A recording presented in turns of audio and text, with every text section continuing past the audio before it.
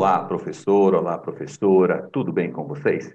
Estamos aqui mais uma vez para começar a nossa transmissão de ano e série da primeira série do ensino médio. Meu nome é Everaldo Machado, estou aqui. Sou um cara que tem cabelos castanhos, uso óculos, estou com a camiseta vermelha e ao meu fundo tem um fundo amadeirado. É um prazer enorme estar aqui com vocês hoje para a gente compartilhar esses momentos, a nossa experiência de formação. Então, só para a gente começar, lembrar aí como que a gente está trabalhando nesse processo de recuperação e aprofundamento, nós estamos com o material Aprender Sempre, Situação de Aprendizagem 3 do volume 1.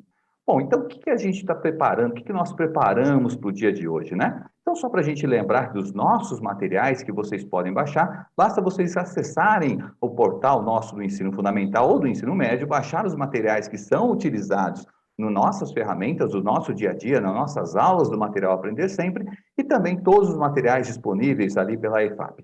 Então, outra coisa, o que a gente vai ver o dia de hoje? Quais são os nossos objetivos? É retomar brevemente as principais ideias, conceitos estudados na formação de etapa relativa à situação de aprendizagem 3, volume 1 do material Aprender Sempre.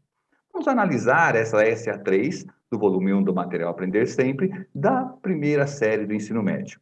Vamos sugerir ao final um roteiro para a nossa TPC com foco na elaboração do plano de aula, com a intenção de contribuir com o planejamento e desenvolvimento da situação de aprendizagem 3 do volume 1 do material Aprender Sempre.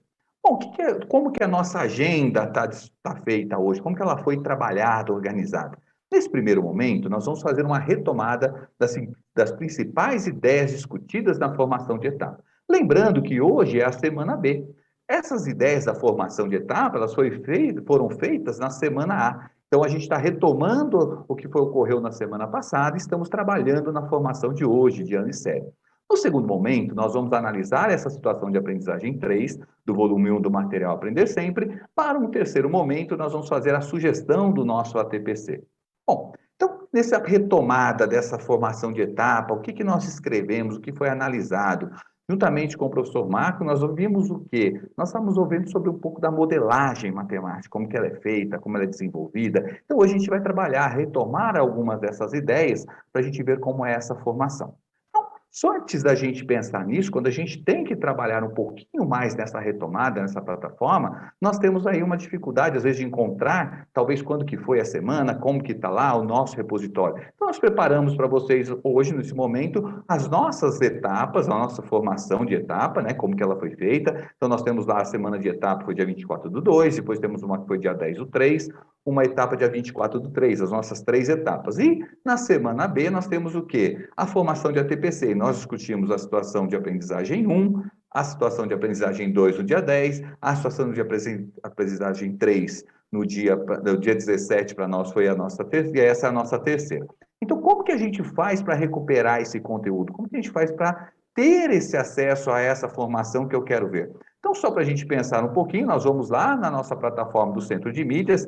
É interessante que vocês vão lá nessa plataforma, dá uma olhada e olha lá. Aqui na classificação, nós vamos colocar lá programa de formação, né? Formação, recuperação e aprofundamento. Nós vamos clicar aqui e aqui eu vou entrar com a data da formação que eu quero. Então, vamos supor, eu quero recuperar a última formação. Lembrando que as nossas transmissões são todas as quintas-feiras. Então, o que ocorreu na quinta-feira, dia 17/3? Eu vou calcular a data 17/3, vou pôr em pesquisar e vai aparecer as formações que teve aquele dia que nós estamos procurando. Então, isso é só para a gente lembrar como é feito isso daí. Então, eu procuro por dia. É interessante porque, às vezes, a gente quer retomar aquela formação de etapa, a gente quer rever uma formação de ano e série, vale a pena a gente vir nesse repositório e procurar. Às vezes, a gente não consegue achar no momento, porque são muitas informações, mas é uma das formas da gente procurar. Então, a gente vai procurar lembrar que na classificação é recuperação e aprofundamento, e na data da realização nós vamos colocar nosso ano e série, que a nossa data, o dia que ela foi apresentada. E aí eu consigo filtrar e analisar todas aquelas apresentações do programa Recuperação e Aprofundamento. Não só essa que eu estou transmitindo para vocês do primeiro ano, mas todas do segundo, do terceiro ano do ensino médio e do sexto ao nono ano do ensino fundamental. Então, às vezes, eu quero assistir a do sexto ano,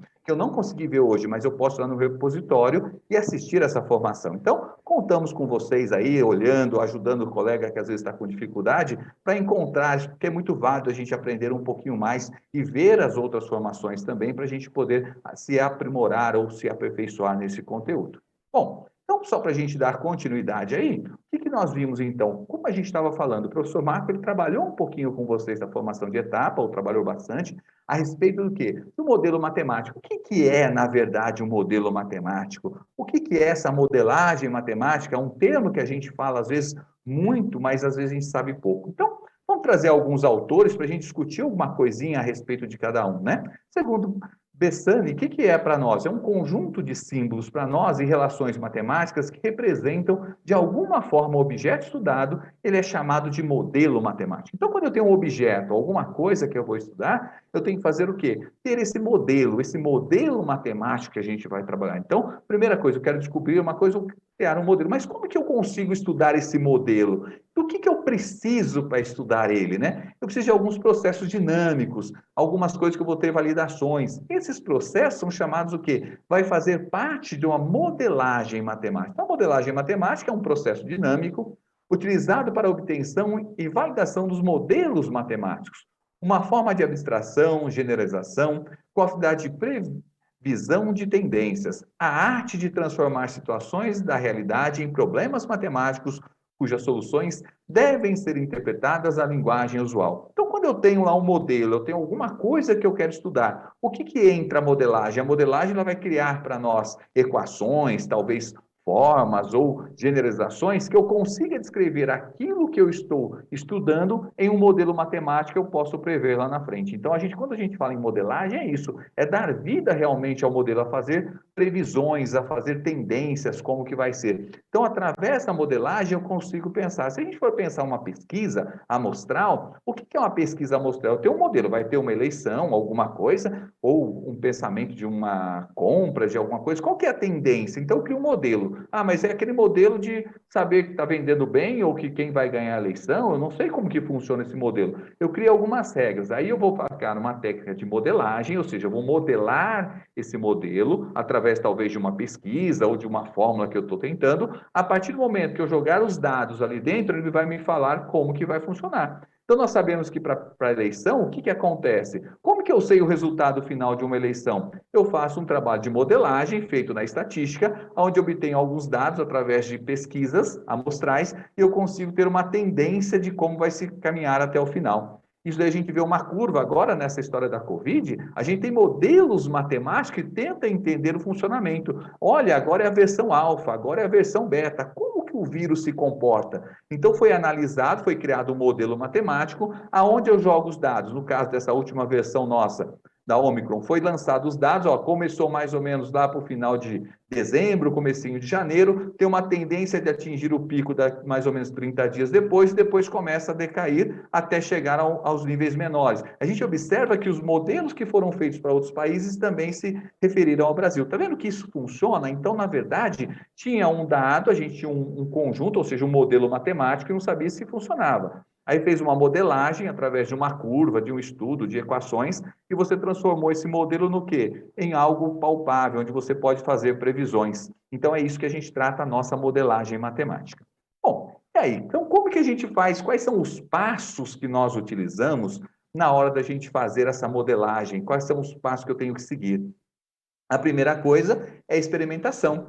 Então, obtenção dos dados experimentais ou empíricos que ajudam na compreensão do problema. É um processo essencialmente laboratorial ou estatístico. Então, o que acontece? Está vendo? Volta a mente, nós vamos pegar esses dados experimentais, fazer contas, ver como que funciona, entender qual que é o funcionamento desse modelo. A partir do momento que eu começo a ter essa experimentação, eu começo a ter esse modelo matemático, o que eu vou ter que fazer? Bom, funcionou para esse modelo. Aí a gente vai para a nossa parte de abstração, o processo de seleção de várias variáveis essenciais e formulação de uma linguagem natural do problema ou da situação real. Então, eu vou ver quais são as variáveis que estão nesse processo, o que envolve, qual que é a formulação, qual que é a linguagem, né?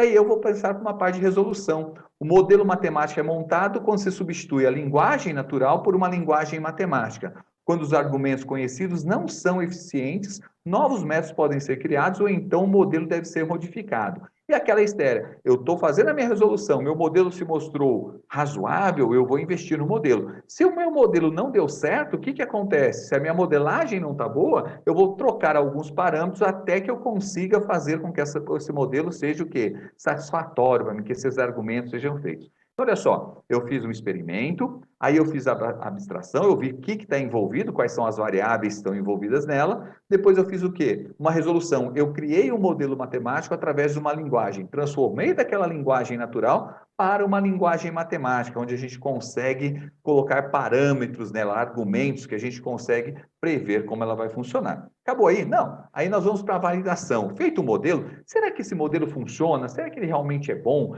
Eu posso funcionar, estender para N casos aí? Então, vamos fazer uma comparação entre a solução obtida via resolução do modelo matemático e os dados reais. Se é um processo de decisão de aceitação ou não do modelo. Então, o que acontece? A validação é o ponto para nós o quê? Divisor de água. Se aquele modelo se mantém estável, legal, bonitinho, eu vou para frente. Se ele deu um processo que não está legal, o que eu tenho que fazer? Eu tenho que voltar novamente, fazer uma modificação. Aí eu vou modificar, vou trabalhar com ela novamente, eu vou voltar ao meu modelo inicial e refazer os nossos processos. A modificação, caso o grau de aproximação entre os dados reais e a solução do modelo não seja aceito, deve-se modificar as variáveis ou a lei de formação. Então, a gente vai mudar esse modelo meu. Então, a gente vai fazer uma nova modelagem. Feita essa nova, fazer o quê? Aí, modelo pronto, testado, validado, funcionando, eu faço o quê? A aplicação, ou seja, a modelagem eficiente permite fazer previsões, tomar decisões, explicar e entender, enfim, participar do mundo real com a capacidade de influenciar as suas mudanças. Então, a partir do momento que eu tenho um modelo matemático, ele está construído, ele é real, eu começo a trabalhar com ele. Então, o que acontece? Sempre vai começar de um dado. Eu tenho que pensar de uma forma, argumentar de um jeito, ver aquele modelo matemático. A partir do momento que eu tenho um modelo matemático, o que eu fiz? A gente vai construindo uma equação para ele, vai trabalhar dessa forma. Feito isso, a gente faz a linguagem, sai da linguagem natural e vai para uma linguagem matemática. Chegou na linguagem matemática, deu certo, eu vou para a validação, eu vou ver se aquilo é real, se funciona realmente, se aquela curva é legal, se eu consigo trabalhar dessa forma. Deu certo ou não deu certo? Se deu certo, eu vou para a aplicação. Se não deu certo, eu faço fazer modificações. Então, isso é a tendência de fazer modelagem. E para que serve a modelagem matemática? Tudo aquilo que nós fazemos, a gente usa para modelagem. Às vezes, assim, eu vou ver um exemplo de modelagem matemática, já foi pensado algumas vezes, se você vai abrir, vamos dar um exemplo, uma padaria, bem simples. Uma padaria, um supermercado, alguma coisa, quais são as ruas mais interessantes para mim abrir? Então, foi feito um modelo, às vezes, de estudo para entender qual que é o melhor trânsito que eu pego, aonde a pessoa tem mais lugar para parar. Eu vou colocando várias variáveis ali dentro, que no final ele vai me falar, ó, tal tipo de lugar é mais adequado ou não para você ter tal coisa. Então, uma ajuda de decisão que nós temos. Não é que aquele modelo seja sempre real, sempre exato, mas ele mostra a tendência de como vai funcionar isso. Então, você vai colocar um armazenamento de um recipiente. A gente faz um modelo matemático para ver qual seria o melhor recipiente para colocar aquilo lá. Vai depender muito dos processos, de como que eu vou vender, de como que eu vou encaixar, de quais a sua distribuição, material dentro, tipo de coisa. Então faz um modelo e aí a gente vai fazendo fórmulas para ver se aquele modelo funciona ou não. Então a gente faz curva de tendência, se a tendência é melhorar ou não. Vamos supor, eu tenho uma fábrica. Até que ponto é interessante o meu lucro aumenta se eu aumentar a produção? Porque às vezes eu aumento a produção e eu acho que quanto mais eu produzo, mais eu ganho. E às vezes nem sempre é assim. Por quê? Chega no momento, para mim aumentar minha produção, eu tenho que aumentar o equipamento, tenho que aumentar funcionário, tenho que aumentar a demanda, talvez já no meu lucro comece a diminuir. Então, às vezes, eu tenho que ficar naquela produção. Se eu quiser dobrar a minha produção, talvez eu vou ter que mexer nos meus custos. Então, tem que modelos matemáticos que nos ajudam a entender isso, ajudam a entender como que funciona esse mundo real nosso para a gente. Tá? Bom, então, pensando nesses modelos matemáticos, a gente vai tentar analisar uma situação de aprendizagem desse material nosso, do volume 1 para nós, a situação de aprendizagem 3, para a gente entender um pouquinho como que funcionam esses modelos aí para nós e como nós estamos estruturando.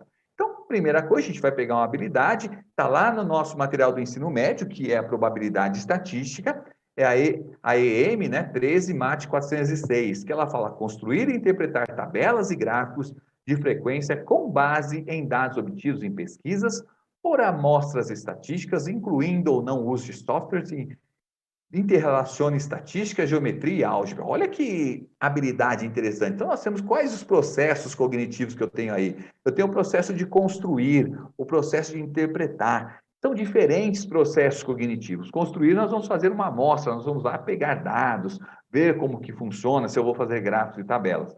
A outra, nós temos que interpretar. O que que esses dados nos falam? Quais são o que ele está nos contando de novidade? Quais são as coisas que eu posso interpretar? Os dados são a nosso favor. Então, depende como que eu mostro os dados numa tabela ou num gráfico, eu tenho a intenção do quê? De mostrar, de interpretar esses dados. Então, nem sempre os dados, as tabelas, os gráficos, a interpretação, ela depende muito do como eu apresento, de como eu construo esses gráficos e como eu construo as tabelas.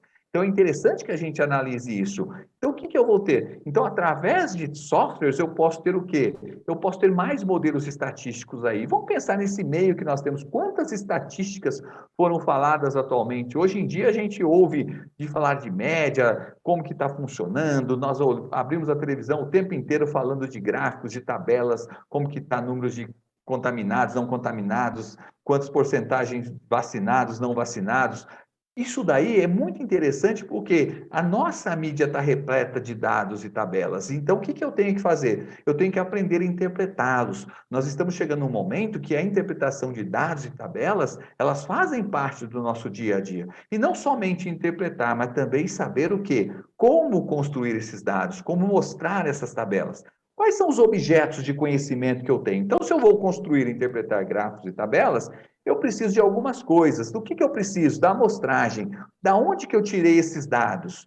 Quais são os tipos de gráficos? Qual o melhor gráfico que eu vou mostrar? Será que eu vou mostrar um polígono de frequência? Será que eu vou mostrar um histograma? Será que eu vou mostrar um gráfico de setores? Qual que é o melhor? Quais são as tendências de medida? O que é a medida central? Medidas de dispersão? Tudo isso envolve. Se a gente for pensar, é um conteúdo que nós estamos trabalhando, ele serve de âncora, de base para nós, para a gente dar início no nosso segundo ano do ensino médio. Então, se tiver muitas dúvidas com o aluno aí, ele vai ter algumas dificuldades na segunda série do ensino médio. Então, vamos pensar como que a gente vai trabalhar com isso para que os alunos consigam observar esses dados e consigam interpretar essas médias, essas medidas, essas amostragens.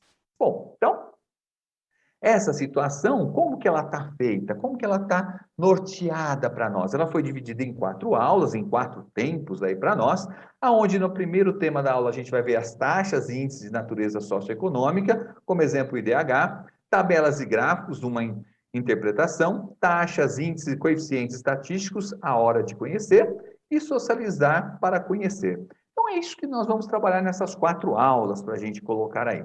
Então vamos pensar, na primeira e segunda aula, pesquisa. Vamos elaborar uma pesquisa. Quais são os objetivos da nossa aula? Entender as taxas e índices de natureza socioeconômica. Selecionar um tópico referente às práticas sociais que possa ter tema de uma pesquisa estatística. Organizar as etapas de uma pesquisa estatística, coletar dados de uma pesquisa estatística, interpretar informações vinculadas em gráficos e tabelas, produzir textos com conclusões tiradas de base em dados, pesquisas e representados por meio de gráficos e tabelas. E aí vamos pensar um pouquinho mais. Isso daí vai ser uma base para nós, para a gente pensar lá no segundo ano, quando a gente pega para nós a nossa UC1, se a gente for pensar assim, a gente já pensando nesse nosso itinerário formativo que os alunos estão optando agora, quando ele pega para nós uma unidade para nós de conhecimento, né? O que ele vai trabalhar com ela? Então já tem uma para a gente trabalhar, que é a estatística, que ele vai trabalhar com esses dados socioeconômicos, ele vai partir desses dados e tabelas e vai interpretar esses índices, essas taxas para nós. Isso daí é muito importante. Quando a gente fala de taxas de naturezas socioeconômicas, como diz lá, nós temos o IDH. O que é o IDH, Índice de Desenvolvimento Humano, né? Na verdade, é uma razão. Como que eu interpreto essa razão na nossa estatística? Como que a gente faz? O que é isso importante para a gente? Por que é interessante eu conhecer o IDH? Como que eu faço essa coleta de dados? Tudo isso a gente vai tentar entender um pouquinho mais quando a gente fala nisso de elaborar uma pesquisa. E, por último, a gente vai produzir textos com conclusões tiradas em base em dados pesquisados representados por meio de gráficos e tabelas. Então, quando a gente fala de uma leitura de um gráfico, de uma tabela, quantas coisas a gente pode ler apenas com um gráfico, uma tabela, né? Então, é isso que a gente tenta mostrar, nosso papel da linguagem. A gente está falando do letramento matemático. Olha só, o que é o letramento? A gente saber se expressar matematicamente em vários ambientes. Então, quando eu pego um texto, pego um gráfico, pego uma tabela, eu estou lendo, eu estou sabendo que eu estou sendo uma pessoa letrada em matemática. Na quarta e quinta, na terceira e quarta aula, tabelas e gráficos, uma interpretação. Analisar as tabelas e gráficos, compreender e interpretar taxas de infração. Num momento tão oportuno, o que é uma infração? Nós sabemos que muitos dos nossos alunos estão começando a entender o que é infração agora, né, no primeiro série do ensino médio, mas quem já viveu um certo tempo aí sabe que como é uma infração muito alta, né? Então, o que é essa taxa de infração? Como que a gente interpreta essas taxas? O que é aquele númerozinho? O que ele significa para nós? Isso vale a pena a gente discutir com os nossos alunos, nossos estudantes. Bom, na quinta e sexta aula, nós temos taxas, índices e coeficientes estatísticos. Hora de conhecer. Identificar as variáveis associadas ao cálculo de um determinado índice, taxas ou coeficientes. Explicar a relação de uma variável mantém com a outra na composição de um índice. O que é essa variável? O que ela significa? Como que ela compõe? Como que ela não compõe aquele índice? Comparar diferentes índices, taxas e coeficientes relativos. Então, tudo isso faz parte na hora de conhecer o quê? As taxas, os índices e os coeficientes estatísticos. E a última, sétima, oitava aula, nós vamos socializar para conhecer. É mais importante, o que é socializar? Tudo aquilo que a gente estudou, que a gente pensou, nós vamos ter que pensar e elaborar o quê? Conclusões envolvendo índices, taxas e coeficientes em um determinado contexto. Resolver problemas que envolvam a utilização de taxas e índices diversos. Aí eu posso fazer um podcast para a gente poder mostrar essa socialização, posso fazer um Padlet para a gente poder mostrar tudo aquilo que a gente viu, estudou. Então, tem várias formas da gente conhecer, da gente elaborar, falar um pouquinho a respeito desse estudo que nós fizemos. Então, aqui é só para a gente pensar um pouquinho como que a gente pode analisar essa aula para a gente dessa situação de aprendizagem. Bom, pensando um pouquinho mais, só para a gente rever o nosso movimento metodológico, nós sabemos que toda a nossa aula, todo o nosso movimento metodológico tem um iniciando, aí ele vai ter um desenvolvendo e ele vai ter o quê? Um finalizando. Iniciando sempre mostra para nós como que a gente vai começar essa aula, como que a gente vai começar a situação de aprendizagem, como que a gente vai trabalhar com ela. Desenvolvendo é o meio, como que a gente vai organizar a turma, os materiais que nós vamos utilizar, o que nós vamos precisar para fazer aquilo lá. E o finalizando, como que a gente vai conduzir esse final. Então é interessante que a gente sempre inicia a nossa aula. Se falava-se muito que uma boa aula tem que ter começo, meio e fim. Então, o que é o começo, meio e fim? Começo é iniciando, desenvolvendo é o nosso meio e o fim é o nosso finalizando. Então, não deixa de ser a mesma aula, o nosso mesmo movimento metodológico. Muda-se talvez a estrutura para a gente mudar o nome, mas a ideia, aquela aula essencial, toda aula eu tenho que saber como eu começo, saber por que eu estou fazendo aquela aula e saber para onde eu quero ir, sabendo o caminho que eu estou seguindo, né? Bom, então é isso que a gente está trabalhando com vocês. E aí vem uma situação para nós, lá do nosso material Aprender Sempre, para a gente poder entender como que ela funciona. Então, é uma atividade que nós pegamos para a gente entender um pouquinho dessa modelagem matemática, como que a gente trabalha com gráficos e tabelas. Olha só, os gráficos abaixo apresentam dados sobre a produção e reciclagem de lixo em algumas regiões do planeta. Então, o que a gente vai fazer? O que eu posso fazer com esses dados, né? Então, se cria dados para a gente poder pensar nisso daí, como que eu vou analisar esses gráficos, essas tabelas. Nós vemos a produção em toneladas e a produção em reciclagem. Como que funciona na Europa, na China, nos Estados Unidos, né? Então, qual que é? Como que a gente vai fazer? Qual a relação entre o lixo produzido e o reciclado? Será que tem alguma relação aí? Ou seja, quanto de lixo eu produzo e quanto de lixo eu estou reciclando? Então, é interessante que a gente faça a relação. Eu estou criando o quê? Estou criando vários dados que aí estão colocados, eu posso criar um modelo para a gente entender como que está a reciclagem no mundo e poder prever. Então, se eu aumentar a produção de lixo, o que acontece com a minha reciclagem, né? Então, é um modelo para a gente entender como vai funcionar. Sabendo desses dados, eu posso ter a média de reciclagem nesses 3 países que aí estão, na União Europeia, nos Estados Unidos e na China, né? Como que vai funcionar? Dá para a gente pensar no Brasil, qual que seria também, talvez, essa esse índice do nosso Brasil? Como está a nossa reciclagem no Brasil? O que mais recicla no Brasil? Será que nós reciclamos tudo? Será que tem algum material, alguma forma do lixo nosso que é mais utilizada? Outro que não entra para reciclagem? Então, tudo isso faz parte dos nossos dados para a gente poder criar esse modelo e talvez saber a nossa taxa de porcentagem. Porque foi criado o modelo sabendo a quantidade de lixo produzido e a quantidade que ela é reciclada. Bom, e aí, ó, baseando-se nos dados aproximados, né, apresentados, qual é em milhões a toneladas e a diferença entre a quantidade de lixos reciclados na China e nos Estados Unidos em um ano? Tá vendo? A gente vai jogando respostas ou perguntas para o aluno discutindo esses dados, essas tabelas. E a ideia nossa, que se a gente for pensar em modelagem, é criar um modelo para estudar, talvez não no Brasil, mas talvez na nossa cidade, na nossa escola, pensar assim, vamos pensar um modelinho, vamos tentar criar um modelo matemático para a gente entender quanto de lixo a gente produz. O que eu posso pensar? A gente vai pegar um dia, vai começar a calcular tudo aquilo de lixo que a gente está produzindo, num dia, numa semana talvez. Bom, se eu produzo talvez num dia 2 quilos de lixo, quanto que eu vou produzir em uma semana? Quanto que eu vou produzir em um mês? Quanto que eu vou produzir em um ano? E quanto que a sala inteira vai produzir? A gente tem uma ideia para comparar depois se esse modelo que eu estou construindo, ele é um modelo legal ou não em relação ao modelo que eu tenho do que? De produção de lixo no Brasil, tá? E aí a gente vai ver a reciclagem desse lixo, quanto que eu reciclo ou quanto que eu não reciclo. Então é interessante que a gente comece a pensar nisso e a gente pode criar vários modelos matemáticos para poder estudar isso daí. Modelos simples, que os nossos alunos deem conta de fazer, mas que ele consiga entender o que é uma modelagem matemática. Bom, e aí a gente pensou nessa atividade para a gente modelar. Olha só, as atividades serão realizadas em equipe, no máximo de 4 estudantes. Como que então eu vou realizar? Está lá na nossa aula 5 e 6, na nossa aula taxas, índice e coeficiente estatístico. Ó. Cada equipe escolherá um tema para desenvolver uma pesquisa. O tema escolhido terá relação direta com as taxas, índice e coeficiente estatístico, ou seja, será obtido a partir dos cálculos das demais taxas, índices ou coeficientes, taxa de natalidade, taxa de mortalidade, taxa de crescimento vegetativo, taxa de fecundidade, taxa de desemprego, índice de desenvolvimento humano, dentre outras. A equipe realizará uma pesquisa com o objetivo de conhecer e se aprofundar sobre o tema. A pesquisa terá uma parte quantitativa e outra qualitativa. As equipes realizarão a pesquisa entre os colegas da sala de aula ou outros estudantes da comunidade escolar. Os questionamentos para que cada equipe, independente do tema, serão os mesmos, para se acrescentar mais e não retirar questões. Cada equipe deve entrevistar no mínimo 30 pessoas. Para cada questão, a equipe deve fornecer de 4 a 6 alternativas, possibilidades e respostas.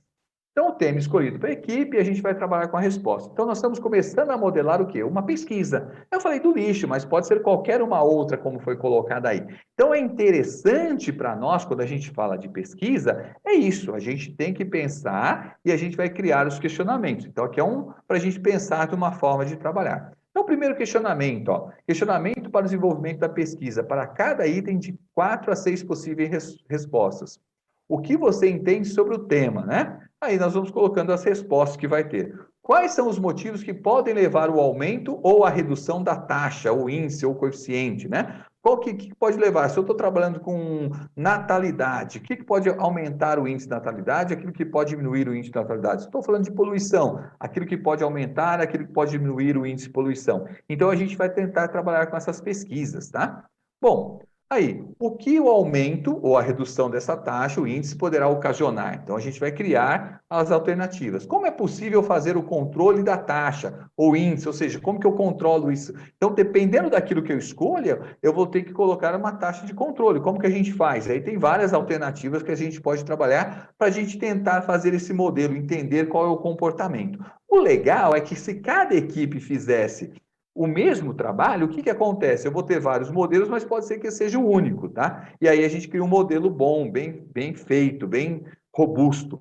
Mas se cada equipe fizer um modelo diferente, eu tenho vários modelos para várias situações. E a gente pode comparar com os modelos que existem no mundo nosso aí, no Brasil, em outros países, para a gente ver se é muito parecido ou não. Então, vale a pena a gente pensar nesses modelos. O que é melhor para a minha turma? Um modelo único ou vários modelos? E é deixar com que a turma talvez escolha. Eu acho que quanto maior a diversificação de modelos, melhor fica o nosso entendimento, melhor as nossas atividades, a gente cria um debate melhor. Bom, E aí, passando para a nossa sugestão de roteiro e aplicação desse material, o que a gente vai pensar como roteiro de aplicação no planejamento? Nós temos aí muitas coisas para ser trabalhada. Nós temos muita coisa para a gente sugerir no ATPC. Mas uma coisa que a gente tem que trabalhar, que é um momento que a gente vai pensar, é na organização desse plano de aula. Como que a gente faz um plano de aula? Como a gente organiza o ensino e aprendizagem em sala de aula? O instrumento de ensino que especifica, os componentes se espera que os estudantes, quais são os conteúdos, os recursos didáticos que eu vou usar, procedimentos serão utilizados para a realização das aulas, buscar sistematizar as atividades que se desenvolvem no período de tempo em que o professor e o estudante interagem numa dinâmica de ensino-aprendizagem. Então, quando nós estamos falando de um modelo de aula, um modelo de desenvolvimento, um plano, se eu estou trabalhando com a modelagem matemática, é interessante que eu crie para nós agora, aqui nesse plano de aula, algo que envolva o quê? Essa modelagem. Como que eu vou organizar? Como que eu organizo o ensino e a aprendizagem da sala de aula? Como que a gente vai trabalhar? Quais são os instrumentos? A gente tem essa dificuldade, às vezes, de encontrar esses instrumentos, né? Como que eu vou trabalhar? O que que eu espero que os meus estudantes, o que que eu espero obter com aquele componente? Quais são os conteúdos que eu vou desenvolver com aquilo? Recursos, principalmente. Quais são os recursos didáticos? Não adianta eu querer recursos que eu não tenho na sala de aula, que eu não tenho na escola. Então, na verdade, quando eu penso em recursos didáticos, é aquilo que eu posso utilizar para tornar essa aula mais eficiente. E essa aula tem que ser pensada muitas vezes o quê? Na minha sala de aula, nos meus estudantes, o que eu consigo fazer. Não adianta eu preparar uma aula linda e maravilhosa usando uma metodologia que todo mundo tem que usar um celular conectado à internet e na minha escola não tem internet. Então, esse recurso didático, para mim, não vai servir. Eu preparei um Kahoot, legal, para a gente poder trabalhar, metodologia ativa, para a gente fazer uma pergunta e resposta. Aí, o que aconteceu? Essa escola não tem internet liberada para todo mundo, os meus alunos não têm Wi-Fi ali liberado, então eles não conseguem entrar, alguns não têm celular, os que têm celular não têm dados. E aí?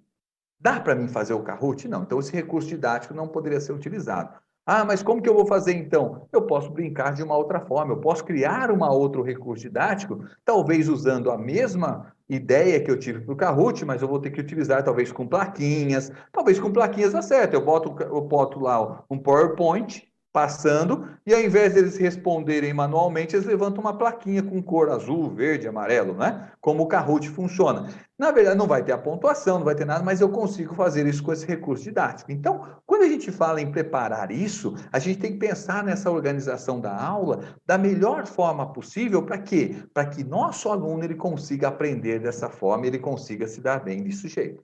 Bom, então, pensando nesse plano de aula, primeira coisa que a gente falou, ter clareza e objetividade. O que eu quero com essa aula? O que no final eu espero com meus alunos? Lembra que eu citei para vocês há um tempo atrás, né? Por a gente pensar que nós estamos perdidos, para onde que a gente vai, né? Alice no País das Maravilhas. Ah, vamos para qualquer lugar, né? Para quem está perdido, qualquer caminho serve. Tá, mas para onde eu vou? Então, se eu tenho clareza do meu começo e do meu fim, para onde o meu objetivo que eu quero, já é um bom caminho andado. Então, eu já começo a preparar minha aula. Conhecer os recursos disponíveis na escola. O que eu posso utilizar? E outra coisa, a gente sabe que muitas vezes numa escola ou em qualquer lugar, a gente tem que ter o plano A e o plano B. Nunca vou esquecer, uma vez fui apresentar um trabalho num congresso, né? E a moda era, na época, todo mundo, vou levar o CD, vou levar o pendrive, vou levar o disquete, não importa lá o que ele vai fazer. Na época a gente ia levar pendrive. Teve um professor que falou para mim, leva uma transparência, né? Eu falei, mas transparência? Onde já se viu? Na parte de tecnologia, computador para tudo quanto é lado, a gente vai levar transparência para o cara passar lá no projetor. Muito bem, na minha sala não ocorreu, mas na sala de um amigo meu que estava apresentando, o notebook não funcionava, o datashow não ia para frente nem para trás, apareceu um retroprojetor, quem tinha retroprojetor na transparência conseguiu apresentar. Então, sempre quando a gente fizer um recurso disponível na escola, eu não preparo aquela atividade pensando apenas numa única coisa. Eu tenho que ter sempre um plano B. Eu preparei minha aula onde eu vou precisar de internet. Mas e se eu não tiver internet, eu consigo fazer offline? Se eu conseguir fazer offline, beleza. Se eu não conseguir fazer offline, como que eu vou usar ela então, se não tiver internet? Então eu tenho que preparar alguma outra coisa no lugar, porque se não tem internet eu não consigo passar. Então, na verdade, sempre que eu conheço os recursos disponíveis, eu consigo preparar essa minha atividade para várias plataformas diferentes.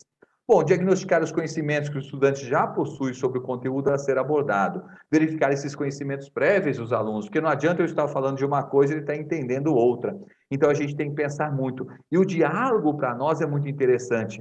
Geralmente, quem fala sabe o que está falando. Quem ouve, ouve o que ele está pensando que é verdade. Então, nunca vou esquecer daquilo que um aluno uma vez comentou com a gente, né? E eu acho que é interessante a gente pensar nisso. A professora falou de produto, né? E aí, o que é um produto, né? O aluno fala, produto é aquilo que tem no mercado. A minha mãe vive comprando produto de limpeza lá e colocando produto. E aí? Olha só que coisa, né? Vamos pensar aí com os ditados, o que a gente acontece? Uma vez eu estava, só para a gente ilustrar a situação, eu estava dando uma aula, até uma aula que eu achei linda, maravilhosa, né? Modéstia à parte, vamos pensar assim. Eu vou contar o porquê, falando uma aula de polias, e comentei sobre polias, e polias daqui, polias dali, e comentei muito sobre polias. Aí, no final de 2 aulas, eu me matando para explicar o exercício de polias, de onde vinha polias, como que era polias, uma aluna levantou a mão e falou, senhor, o que é polia? Eu falei, mas peraí, eu tinha dado exemplo de carro, de máquina de costura, um monte de coisa, a pessoa nunca tinha visto um motor do carro, porque o carro já é tudo lacrado, não tinha visto uma máquina de costura que não existia. Então, o que adiantou eu preparar uma aula se eu não sabia que o aluno não conhecia aquela coisa física? Logicamente, na outra aula eu levei uma polia para eles verem, para poder pensar dessa forma. Então, o que eu estou comentando com vocês? Não adianta a gente começar de uma coisa se o aluno não está sabendo. Eu estou falando que é IDH daqui, IDH dali, mas o que é IDH? Será que ele sabe o que é Índice de Desenvolvimento Humano? Então, às vezes, eu vou ter que explicar para ele o que é isso, senão não dá para a gente trabalhar com IDH. Quando eu falo escala, escala daqui, escala de lá, será que ele sabe o que é uma escala? Então, quando a gente fala disso, será que eu estou falando, o meu aluno está entendendo o que eu estou falando? Né? Então, sempre quando a gente está pensando, o nosso aluno está entendendo, o estudante ele está conectado a esse saber nosso que a gente está falando, então vamos diagnosticar os conhecimentos prévios dele, ver se ele já tem o que ele tem, ou ele precisa do vocabulário para resolver aquilo que a gente está propondo para ele. Fazer o uso de metodologias diversificadas, inovadoras, que auxiliem o processo de ensino e aprendizagem. Aí eu cito várias metodologias que a gente vai utilizar, tem as metodologias aí ativas, que a gente pode trabalhar muito com elas, dependendo daquilo que eu vou trabalhar, uma metodologia ativa é excelente para a gente poder trabalhar. Tem outras que outras metodologias vão funcionar muito bem, mas vamos procurar para cada atividade que eu estou trabalhando, uma metodologia é melhor, a outra talvez nem tanto. Então, a gente vai escolher a metodologia que a gente vai ensinar, dependendo do conteúdo. E lembrando, professor, nós não estamos formando professores, nós estamos formando o quê? Estudantes. O estudante não precisa saber da metodologia, ele tem que entender aquilo que a gente está passando. Não posso falar para ele, olha, hoje eu vou dar aula com metodologia ativa de sala de aula invertida. Aonde vocês vão fazer? Ele não precisa saber disso. Ele tem que saber o quê? Eu vou pegar para ele um material, separar um material, uma gama de material para estudar, em físico ou virtual, entregar para a minha sala, pedir, ó, vocês leem os tópicos, estudem, vejam, tenham dúvidas. Na próxima aula a gente vai vir aqui e vamos conversar a respeito do assunto, vamos tirar nossas dúvidas, vamos trabalhar dessa forma. Olha, eu estou usando o quê? Uma metodologia ativa, mas não precisei falar para os meus alunos qual metodologia. Olha, agora a gente vai fazer um brainstorm. O que é o brainstorm? É isso? Explicar o brainstorm? Não. Eu vou chegar para ele, olha, o que é? Vamos fazer um levantamento de conhecimentos prévios. Cada um escreve num post-it aí o que vocês sabem sobre IDH. Aí todo mundo vai escrever. A gente vai separar isso daí em uma espinha de peixe depois, tá vendo? A gente vai montando, olha, fulano pensou isso, fulano pensou isso, fulano pensou isso, e a gente vai aprimorando. Eu estou fazendo o levantamento de conhecimentos prévios do meu aluno, usando uma metodologia ativa, e o aluno não está sabendo que eu estou usando isso. Então, a metodologia é para nós, professores, desenvolver, e não para passar a metodologia para os alunos, tá? E aí, fazer o quê? Nós vamos sistematizar as atividades de acordo com o tempo disponível. Se eu tenho um tempo para nós de 2 aulas, a minha atividade é preparada para 2 aulas. Se eu tenho uma aula, apenas um tempo de aula, preparado para um tema, se eu vou trabalhar com essa atividade durante 2, 3 semanas, eu vou preparar para as 2, 3 semanas. Eu vou escolher o meu percurso. Por quê? Para que não seja um tempo muito curto, a minha atividade passa muito rápido, eu fique faltando coisas para falar, e não que seja muito longa, que eu chego um momento que eu não tenho mais nada que falar, eu tenho que ficar o quê? Inventando coisas. Então, na verdade, eu tenho que preparar uma atividade de acordo com o tempo disponível. E aí, lembrando o Nilson José Machado, ele fala para nós, o Nilson Machado, ele fala o que para nós? Ele fala que nós vamos ensinar é fazer escolhas. Eu vou escolher coisas para ser trabalhadas, para serem ensinadas.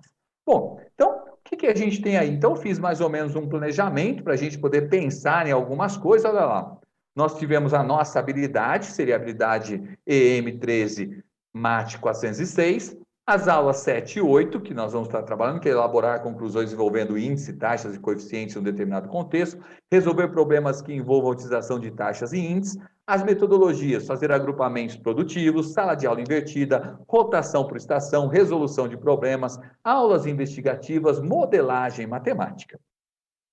Tudo isso, eu não vou trabalhar nessas duas aulas, tá? A gente colocou várias metodologias, talvez eu trabalhe com uma, talvez eu trabalhe com duas, mas a ideia é colocar todas as possibilidades que eu tenho. Recursos, caderno de estudante, currículo em ação, livros didáticos do PNLD, equipamentos de som, internet, tudo que houver na escola eu posso colocar lá. Quais são os instrumentos de avaliação? Registro e observação docente individual ou em grupo, resolução de atividades e material a aprender sempre, elaboração do mapa mental individual ou em grupo. Posso fazer uma avaliação por rubricas também, interessante para a gente observar como que foi o caminhar desse aluno. Tem várias formas de avaliar que eu posso utilizar desses instrumentos avaliativos. Então é interessante, professor, que aqui, quanto mais rico seja a minha aula, a minha preparação, melhor é a minha forma de condução. O que eu tenho que saber é onde eu estou, que habilidade que eu quero, que no final dessa habilidade, no final dessa aula, no final dessa sequência de atividades, o que o meu aluno vai aprender? Ele vai ter que saber construir o quê? Gráficos e tabelas, com o uso ou não de software matemático.